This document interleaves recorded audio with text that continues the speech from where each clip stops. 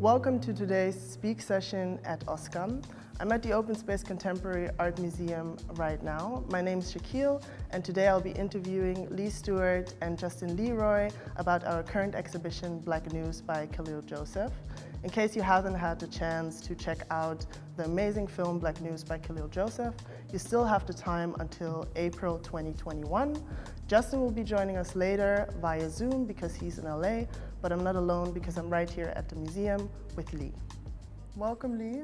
Thank you so much for being here. Thanks for having me. Of course. You're the brand director of Pata. Yes. And a lot of people in Amsterdam or around Amsterdam might know you for that. But for the ones that don't know you, maybe you could quickly introduce yourself, let us know who you are and what you do. So my name is Lee Stuart. As you said, I'm the brand director of Pata. Pata is a Dutch streetwear brand, Black owned and independent, very proudly. And yeah, I'm a brand director, so I concern myself with the direction of the brand, what kind of collaborations we do, who we align with, what our events are like, sometimes a little bit of design, all of those things, yeah. Kind of every aspect of the brand. Every aspect of the brand. Nice. Yes. Nice. And so this is also why we're here. Yeah. But yeah. No, explain. No, yeah, just ask me the question. No, for sure. Well, what I'm really curious about is when you first came across Black News, because that is the reason why we are here today. And also maybe for everyone that didn't have the chance yet to come by, never heard about Black News, never heard about Khalil Joseph, maybe you can explain how you would describe what Black News means to you and when you first came across it. Okay, so I first came across Black News while I was visiting the Underground Museum in LA. I was there with my daughter and my girl. And it is let's say, a broadcast news network, just broadcasting Black culture. And it's very dense and very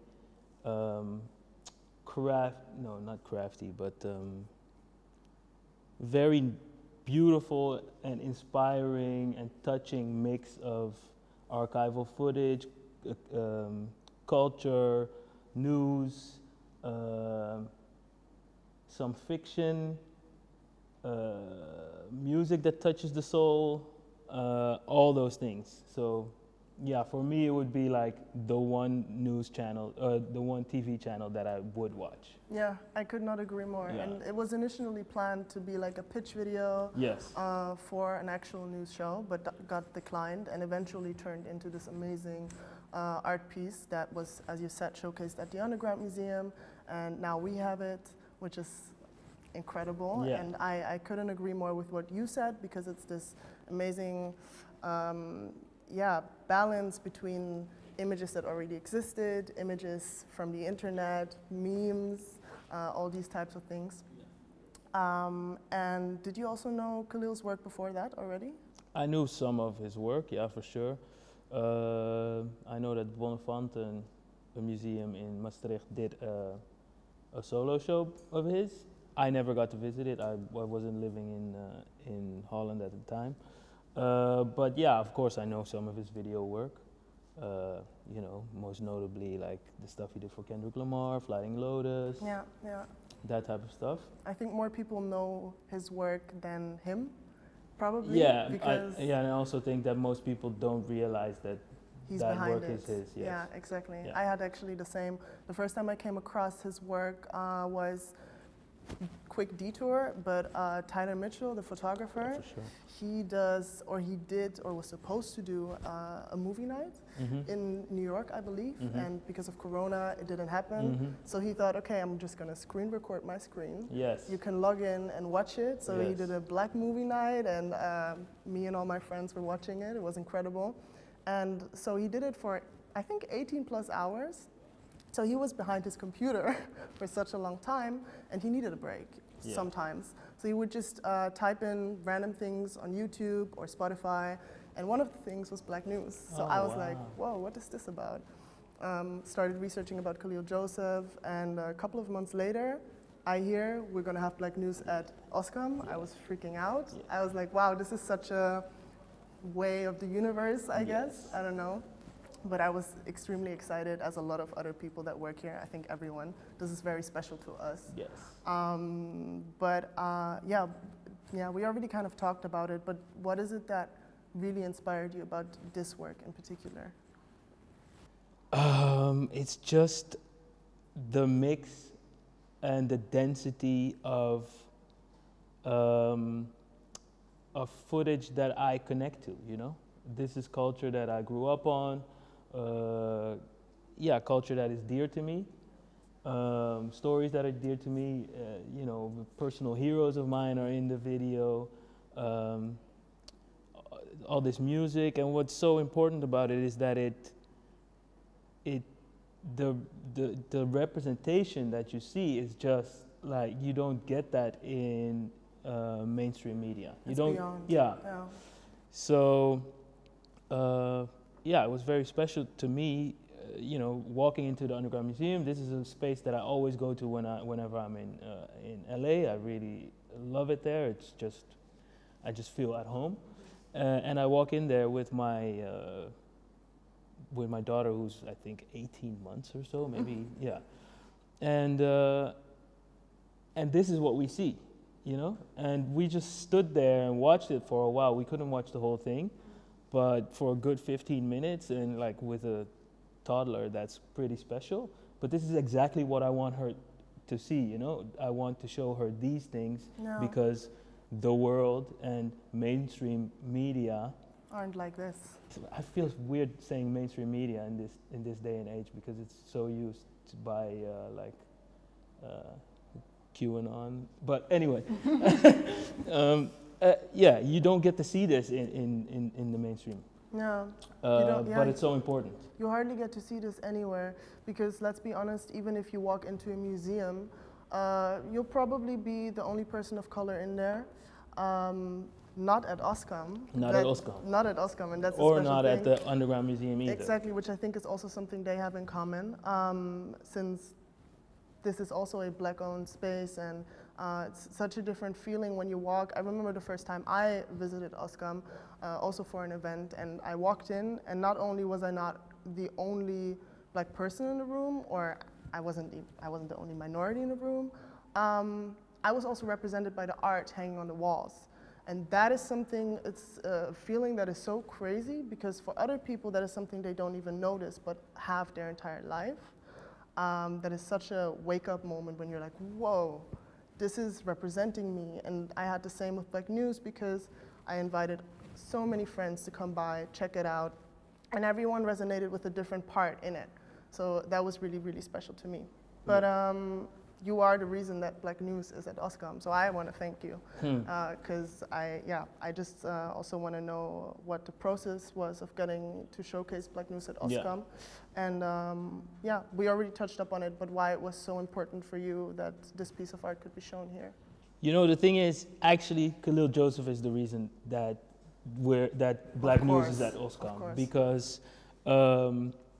with each sale of or each purchase of the work, you get a license to showcase it at 2 satellite locations. So when I heard about that, a friend of mine, Yusuf Gnawi, he made a song for a Dutch art rocks competition, and he chose Black News. So he knew how crazy I was about it. So when I heard that Bonnefante Museum had purchased the work, I asked Yusuf to bring me to get me in touch with Bonnefante. I was on the phone with the director of Bonnefante Museum, Stijn Huyts. It was a very quick back and forth. I was like, hey, listen, I first saw that work at the Underground Museum. We have this space in Amsterdam, OSCAM, which is basically the Amsterdam version, the cousin of the Underground Museum. We need to have it there. You know, being that is actually part of the work, or at least part of like the sale of the work. You know, Stijn was very much into it, and we made it happen real quickly. we asked for some funding from Fonds 21. And then when we had that location, so OSCAM down, I was like, well, it would be better if we could have like a triangle.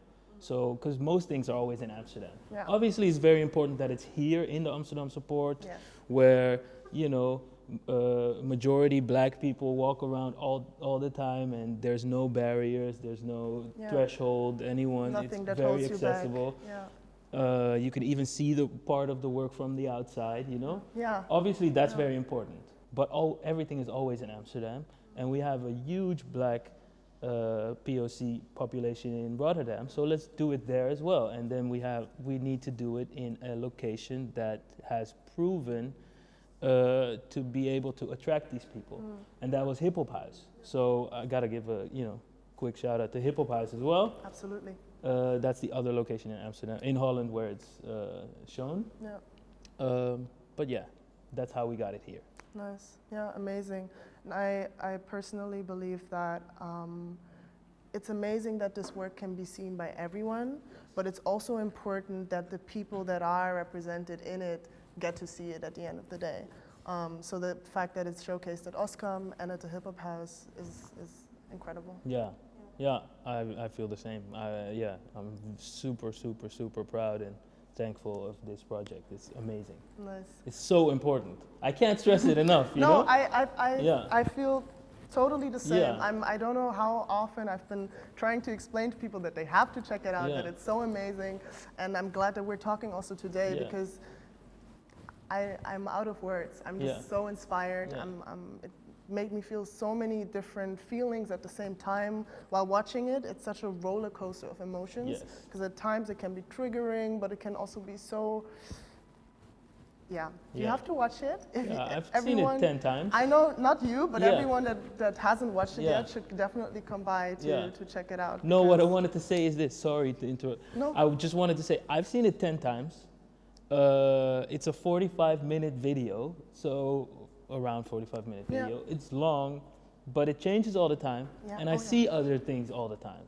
So there's a live satellite connection to the studio in LA, and Khalil Joseph and his team can add or subtract things whenever they feel like. Whenever they think this is important, we need to add this, la la la la la. And every time I've watched it, and 10 times watching a video of 45 minutes is a lot. I've seen it at least 10 times as well, and like every time, and it's not only that that things are being added, and I'm like, wait, am I crazy or I haven't seen that yet? But also, even if I see things double, I see different things in it. Correct. You know what I mean? Yes. And because, for instance, there's like this part where a lot of images are flushed super fast. And every time I saw something similar, but once I saw something different, like it's amazing, I wanted to say something about that. Yeah, I mean, I already touched upon the density of it, like how many different things are in this 45-minute video, but that's also, for me, a big thing. Other things touch you, and then, you're sitting there processing what you just saw, and then the second you tune in is a different thing, and you get taken for another ride. Yeah. Yeah. So true. Yeah. Couldn't agree more. Very important. Amazing. Well, now Justen LeRoy, the creative director of Black News, is going to join us. He's all the way in LA, and we can see him here on Zoom. Yo, what's good, brother? What's good, King, man? Yo. I miss you, dude. Yo, bruh, I can't wait till you get to travel or I get to travel and we see each other again, man. Yeah. What time is it there? It's like 7, 6? It is 7:15 in the morning. This is not usual for me at all. Good morning, Los Angeles. Well, thank you so much for being here. Welcome. Shaquille, Justen, so nice Justen, to meet you. Shaquille. Little hug. Yeah, definitely. Virtual hugs. All right. Well, I already asked Leroy a few things about, basically Black News, the reason why we're here today. You have a lot of different titles. You're not only the head of public programming at the Underground Museum. You also have your own platform called Sun. But most importantly for today, you are also the creative director of Black News. And I thought for everyone that doesn't know you, it would be great if you could introduce yourself and let us know what you do, who you are. Yeah, for sure. Thank you for that. Yeah, I do all of those things. And it is for sure a balance in that. I think all of those things really orient me within what feels like my purpose right now. And what's most important to me is that I find ways to bridge community and contemporary art to provide access to those of us who don't have it. And I think through Black News and through the Underground and Sun too, I've been able to really begin or help usher in new conversations around the city. And that's really just my main focus is making sure that we all have a part of the lexicon of what contemporary art is, since I really believe that we're the ones who really create that. Yeah, making us centered for that. Yeah. I think too, like what I typically say is that I am just focused on uplifting Black narratives. So whether that's in music, whether that's in art, whatever I got to do, you know. Yeah. We're definitely also gonna go a bit more in depth later about the question of access and what community means to you and to Lee. But I also would love to know, since you are the creative director of Black News, what that task or that job looks like. So we have a bit of an idea, since it's quite a big project, and there's not just Khalil Joseph working on it, but also, for instance, you. So if you could give us a bit of an insight, that would be great. Yeah, we actually have a really amazing team. So Khalil, Lee Harrison, who's based in New York, and myself, um, I guess we are like the creative direction team.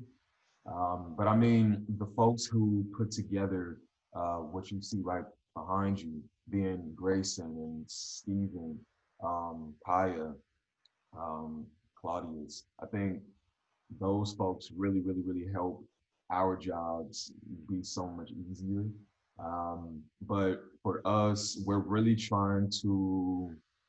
we're still working through like what it means for Black News to exist within its identity. What is its identity? How can we continue to expand upon that? I think another part of it too is how it exists in the world. We sort of come together to think about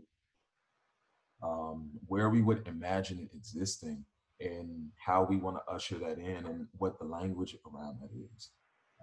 I think a really important initiative that we just did through the Hammer Museums Made in LA Biennial is that we were able to put Black News into like 10 different spots around Los Angeles, but most importantly, South Central, which is where I'm from. So I was able to begin a lot of those conversations and say, hey, like this is where we want this to be. This is how we would like for this to show up, and to work with the owners of these like Black and brown owned businesses was super huge. So it's so many things. It's like programming, it's the development of narratives, it's the outreach portion of it. It's so many things right now to be a creative director at Black News. We're still, working it out, but that's what it's been so far. Yeah. And how did you end up meeting Khalil and working with him? Yeah. So what happened was I was in college and I was hearing a lot about the underground, but I didn't really know much about museums at that time, really. Um, and I didn't know that like such a space existed. And I think at the time, this was probably like 2015, you couldn't really find much online about it. So one day I saw that they were having like an opening for an exhibition at the time called Nonfiction. And I took a friend with me, and as soon as I walked in, I really fell in love with the entire space. You know, like to me, I was like a Tumblr kid, and I was on Tumblr really learning about like Black contemporary art right there, and really learning about like different writers and curators. And when I walked in, they were all there, and I'm like, what the hell? Like, this is real. This can happen. Like my Tumblr life can be real. um, and I really stayed around all day until like the sun went down, and I was like, I'm not leaving this place until I have some sort of relationship to it. And I found my way into the office somehow and began running my mouth to Khalil. Um, yeah, and and somehow I began working there like 2 days after that. And I think that the family there has really had my back, man, and they have really allowed me to progress into so many things and evolve into so many roles. Um, so yeah, Because, so that's sort sorry, I of don't want to cut you off, but could you explain for everyone that doesn't really know that much about the Underground Museum, what it is about? Because it has a lot to do with Khalil himself and his brother, so maybe you can explain yeah. quickly what the Underground Museum is. So yeah. So the Underground Museum, founded in 2012 by Noah Davis, the late painter extraordinaire. He is the younger brother of Khalil. And yeah, he founded that space with the intent of making sure that folks who didn't have access to contemporary art finally had it. And to help us kind of like reimagine what a museum can be, how it can exist, where it can exist. You know, we are located in Mid City, kind of like stretching out of South Central, but like still with that same community. And we don't really have museums right there. Typically, we have to travel downtown or to the west side. And then when we finally get there, um, these exhibitions, first, parking is insane. To go into an exhibition is already like $12. And then there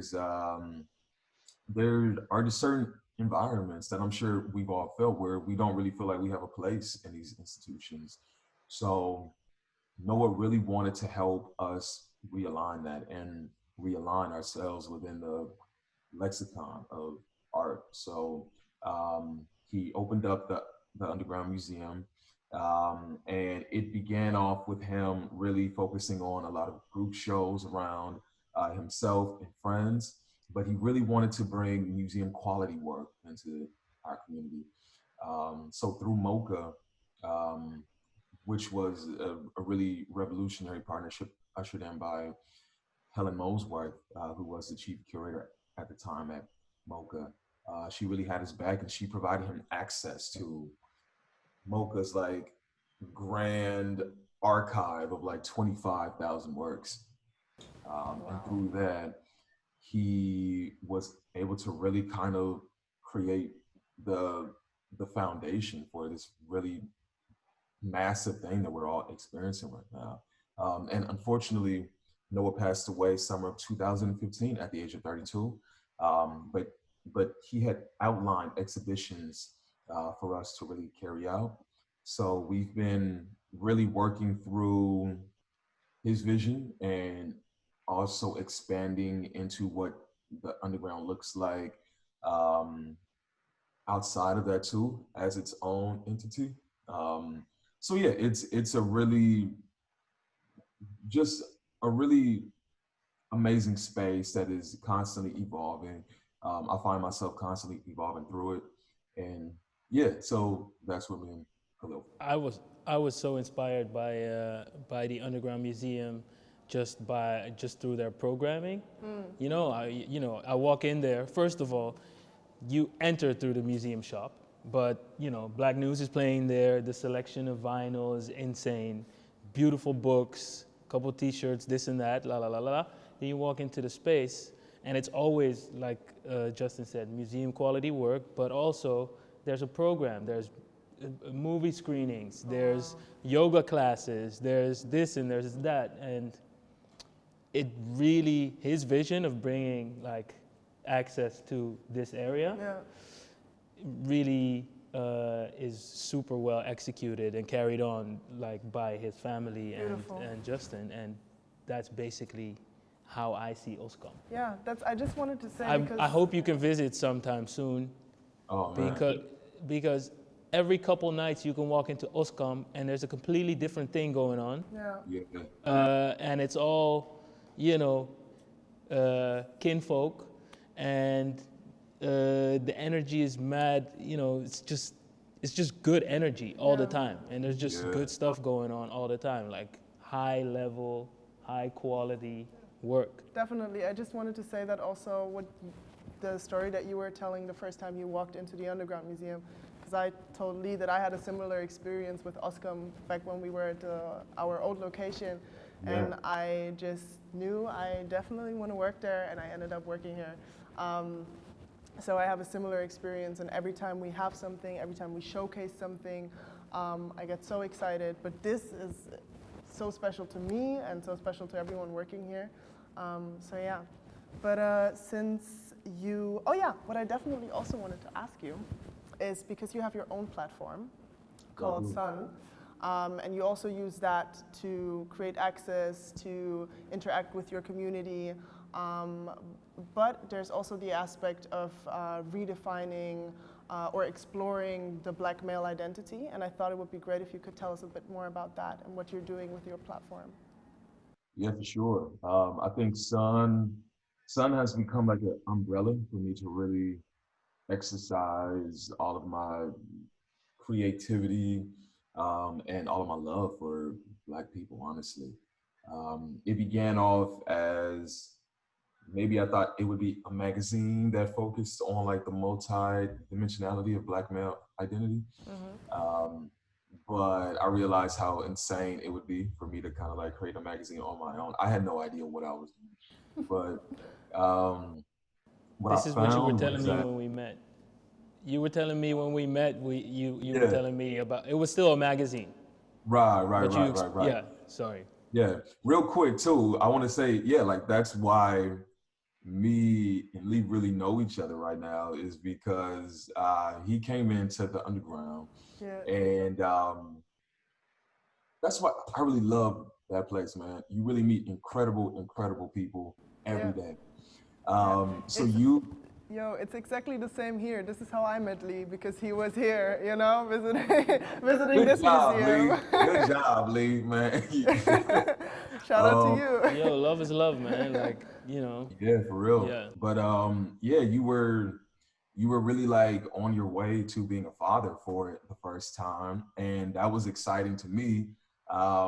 So I think we were talking about Sun, and then I had taken like a picture of you to put on like Sun's page and everything, man. So first I just want to say thank you for like. Thank you, man. Yeah, man. Yeah, you were there working, and like, I don't know. I thought it was all super inspiring. And the same thing you guys are both saying about the respective spaces. So Underground Museum and OSCAM, I've had that experience at both those places. For sure. Yeah. For sure. And I'm so thankful that these spaces exist and that I can do my part in like doing something. Anyway, it's not about me, it's about Justin. Well, tell us about Sun. Tell us about it. Yeah. So Sun really is my space to really create conversations or unearth conversations on art and community identity with other Black men, where I feel like we probably wouldn't have those conversations. And what I found about Sun is that at first it felt very event-based, you know. We would do like a small exhibition somewhere, or we would have a party or this or that. But what I've been finding is that Sun is kind of like my everyday work. And just me having a conversation one day, I feel like, wow, like I feel accomplished today with Sun, or like my purpose with Sun, because it's really just about that, you know, just like some sort of connection and me really learning something, someone else really learning something, and to kind of create a container for it. My father's barbershop, which is right here in South Central, right on Western and Exposition, which is sort of like a hot spot.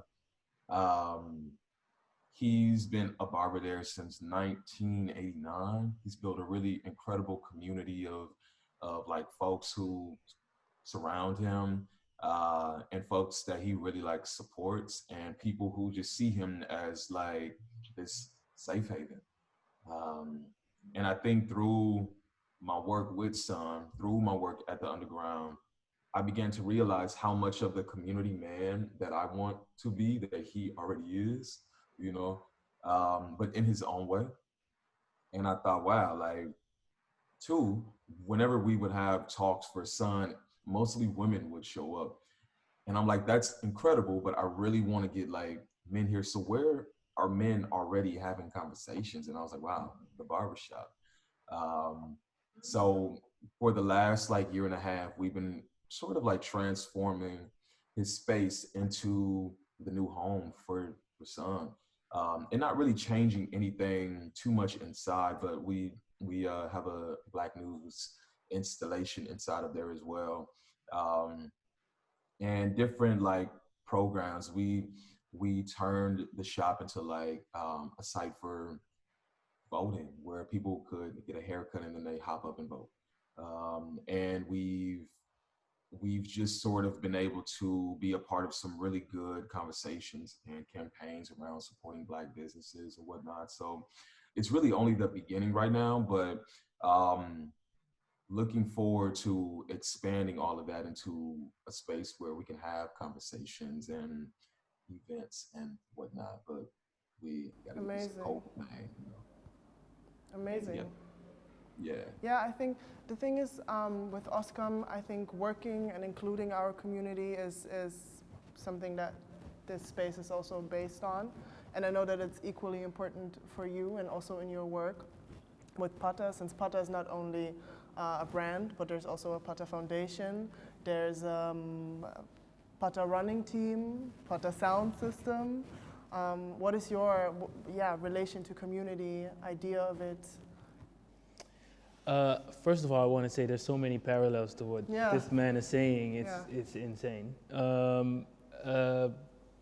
But I feel like it's our purpose to create value for our communities. So whether that's, I mean, this isn't out, but when the next election comes around, we're hosting it's going to be an election site on Zeedijk. We're doing that together with a couple other brands in the area. You're allowed to already say that? I think so. Too late. Whatever. If it doesn't happen, at least our intention was there. Okay. You know, the running team to help people, you know, get inspired to be in shape, or you're just creating value, just giving people access to art. Even nightlife is a very important thing. Yeah. So, and music. So everything we do at Pata that relates to music is trying to shine light on music that we think is very valuable and that brings people either joy or inspiration or, you know, comfort or whatever. And that's the Pata sound system. I actually wanted to go a little bit more into depth into music anyways. Okay. Because I think that it's not only such a vital part of Black culture, but also of this artwork. And I think that music is a space where we are very actualized, whilst that is not always the case in cinema, for instance. And I noticed that every time I brought someone to watch Black News, everyone resonated to different types of music in it. So, I don't know, I had a friend coming by and we were at a different spot in the museum and all of a sudden he's like, I hear this live performance by Alice Coltrane. Can we? And I was like, wow, you just heard that. Let's go check it out. And then other people were like, whoa, Frank Ocean, obviously, and like, you know, so many aspects. So I was just wondering what the process was like of selecting the music, searching for it. Yeah. We do have, we, the first thing we really want to do is make sure that people have that moment. Like, what the hell is that? You know, like, where is that sound coming from? Something that people might be familiar with, and it might sound, you know, a little like fucked with, like inside of maybe the edition that's right behind you. I put in like this like chopped and screwed Anita Baker track, and that right there gets people all the time because it's familiar, but it's also something new at the same time within a whole new context. I think, yeah, I think we're trying to really play with sound, really play with music as like a connective tissue. And it really kind of like creates the belly of the entire thing, you know, like it's sort of used as a transition, it's used as a thing. It's so many things, you know, and I think that to me, it personally creates the full experience of it. I mean, I think that Black News is really incredible when there is no sound too, because the Yeah. visual is great, right? But what makes it great is that the sound comes back and then it goes again. Like that's the beautiful thing about it. But like, also, what is the process of like choosing music like that works with the visuals? Like, is it like what comes first? And yeah. We really workshop it differently every time, you know. I think it's also up to whoever is editing at that time, you know, like I think Steven might have a different process than Claudius or Kaya, right? They might have an idea of what song from the pool of like music that we do have that they want to use, but yeah, I think that it's sort of up to them and however the spirit is sort of moving them at that time. We do have this like system where we we have a large archive of just songs that we all throw in there. So they might go through that archive and say, okay, like I have a visual right here and I need this kind of song. I need something dark. I need something upbeat. I need something, right? And they'll probably check in with me, but most of the time they go in themselves and find something. And they are always on point. I think we have the best team in the world. Like the best ears, the best eyes, like really, really, really talented folks. It's so on point. How was it for you as a spectator to the music? Yo, I mean, obviously, like the images, they draw you in, they keep you in, but then it's the music that's like, pow. Yeah. You know, it's just hits, and it's super, super, super on point. Yeah. Couldn't agree more. It's something too about like the juxtaposition, like putting it in places where it just wouldn't be. Yeah. You know, like I think we really try to avoid being so on the nose about shit. It's more about like, how can this song fuck up this whole thing and create something new? Yeah. Now that you say, this is exactly what it feels like watching it. Wow, amazing. Yeah. Sorry, did you want to say something? Oh no, I was just thinking too. Like there's times too where we want to start kind of like creating original stuff for it, and we have a really beautiful, talented network of musicians in the circle, right? So I think soon we want to start kind of creating those sounds. Yeah. And what is the plan on like, because we were already talking about that you can add things, and that is something that I'm pretty sure that has happened during the period it has been here, because I've been walking by and I was like, wait a minute, I haven't seen this. But what is the idea of how this will continue? Because you can add things for forever, basically. So that's a beautiful thing about the artwork. It will never stop. It never stops. It is a living thing. And we're here in Los Angeles, and whenever we make an edit, it goes out into the world, wherever Black News is, which is like really, really, really cool. But the idea is that, yeah, like it never stops because there is always new information to unearth. We have so much information that we just don't talk about, like so much significant things that we've accomplished as a people. And because we don't know them, a lot of people don't know this shit. It's news to us, right? So it's about constantly learning. And whenever we learn something, I think it's like us pretty much sharing it. So we put it in there and we're sharing what we've learned, really, sharing information that we think could really change how we see ourselves, how we navigate, how we participate. Yeah, it just feels like the conversation of Blackness is ongoing. It is so expansive and extensive. And I think we're just trying to get all the range of that, which is impossible to do because we are so many things. But we're trying to put in whatever we find in real time. I think, yeah, the beautiful thing is that each and every single one of us is an individual, but then there's this collectiveness and this shared experience that goes across the globe, because there's so many things in there that I resonate to, you do, so many people that visited the museum, but then, well, I'm African American too, but I didn't grow up there.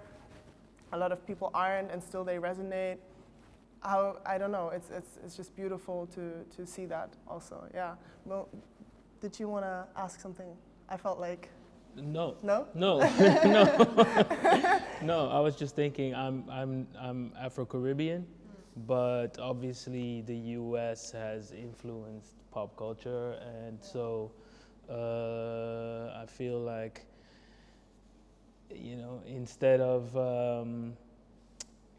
of subscribing to the Pan-African flag that Marcus Garvey started 100 years ago, a lot of us have subscribed to Afro-Americanism, if you can say it, and therefore this becomes almost especially in like the 90s, and because I'm a Yes. younger generation, so yes, now it's a little bit different, and It everything is. keeps changing, especially in relation to the States and the perception people have. yeah, But back in the days, that was even a way bigger thing. yeah. So yeah. But what I also wanted to ask is, I know that as you already mentioned, you're busy with spreading Black news in South Central, trying to find the right spots to showcase it so the right people can see it, or the people that are supposed to see it can see it. Let me put it like that. And yeah, I think also for you, access is something that is really important. That's why you wanted it to be right here at OSCAM. Yeah, I needed it to be here. Yeah, so because this is the spot. This is the only spot. Yes. Unfortunately, this is the only spot. I mean, it's not the only spot. Sorry, I got carried away. But is this the one spot that I needed this to be is right here, and you can already see how, when it's open, the people that walk past here, that walk in, just peep in, just for a second. It's so important that they get to see it, because it's like you should. I'm sorry, Lee. No. I wanted to really check in with y'all and see what kinds of conversations are being had around the work. Have there been conversations that have moved you out there? And for you to see it in the US versus seeing it where you are right now, like, is there a difference in that conversation? Good one. I think Shaquille can definitely speak on the conversations that you're having. For me, seeing it at Bonnefante Museum was a completely different experience from seeing it either here or in the Underground Museum. Because for me, Underground and OSCAM are practically cousins, really. Like it's practically the same, and you'll agree when you visit here. Yes. It's amazing. You feel at home immediately, you know? Which is also because of the location. Yes. Because it's the same what you mentioned. It's exactly the same here. You have to go into the city to go to museums, but then this is the, you know, this is the place where a lot of Black culture lives. And then it's beautiful to have a museum here. Love that. But then, as I was seeing it in Bonnefante Museum, for example, yeah, the experience was different, you know, because it's an actual traditional museum. You know, the crowd is predominantly white. And then you get that white gaze on this work, and it's like, you know, some of the things that, you know, some of the sound bites that I have was like, about the backdrop, someone literally said, she walked in, she said, wow, they look just like the Jackson 5. I'm like, yeah, that's, oh.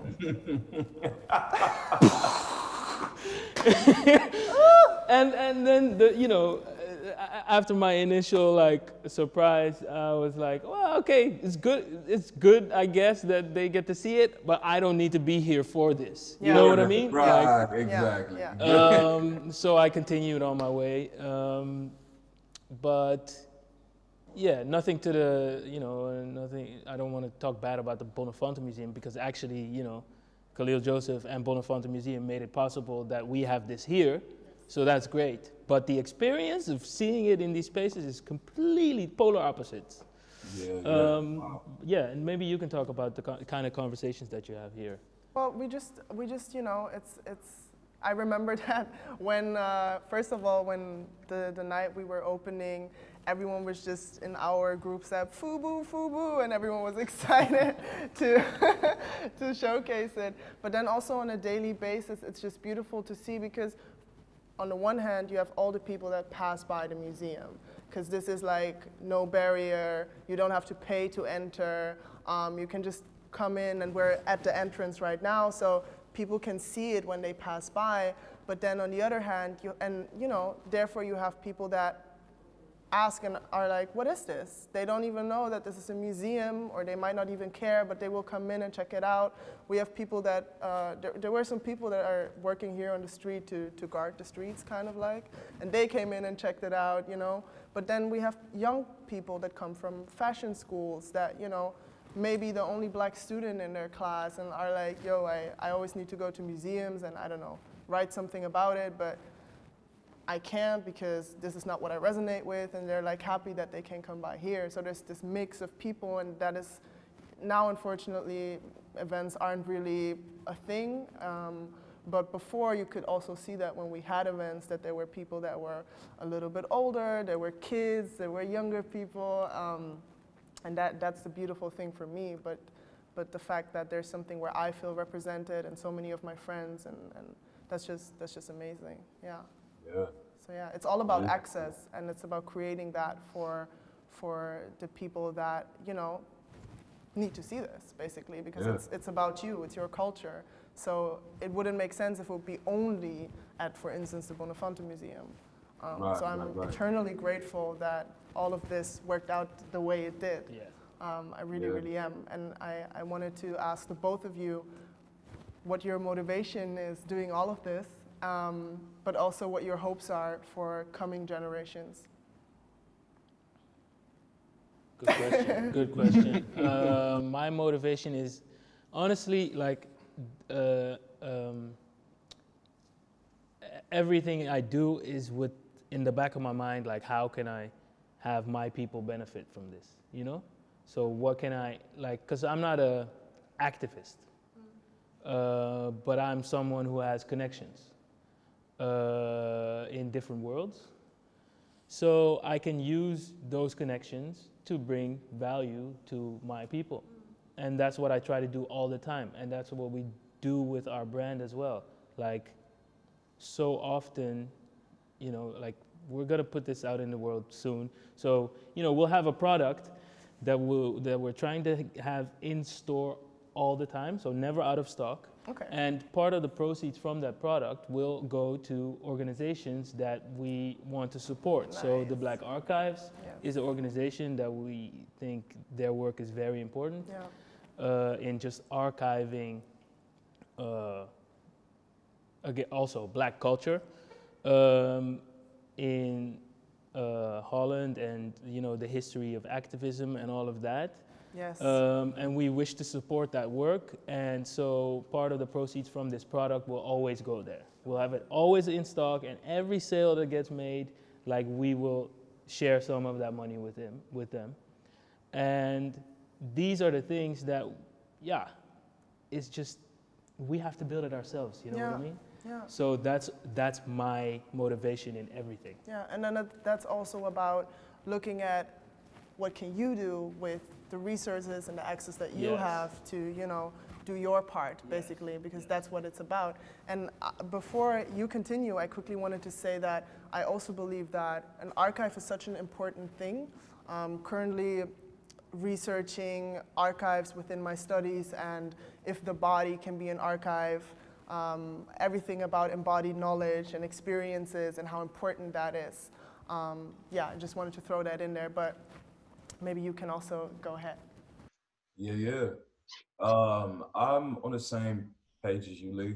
And I think I'm reminded of that whenever I sit with people who are experiencing Black news for the first time, whether it's at like the barbershop or the coffee shop where we have it at, to see people really engage with it and sort of build upon the language of it with their own language that typically doesn't exist in the same space as these works do. That feels like the motivation to me. There, I feel like something interesting is like happening, something that pushes everybody and everything forward. I think that what I want for future generations are for people to have seen Black news and understand that it is an art piece, and then to feel confident about going into whatever institution that is showing art, and feel confident in their language around it.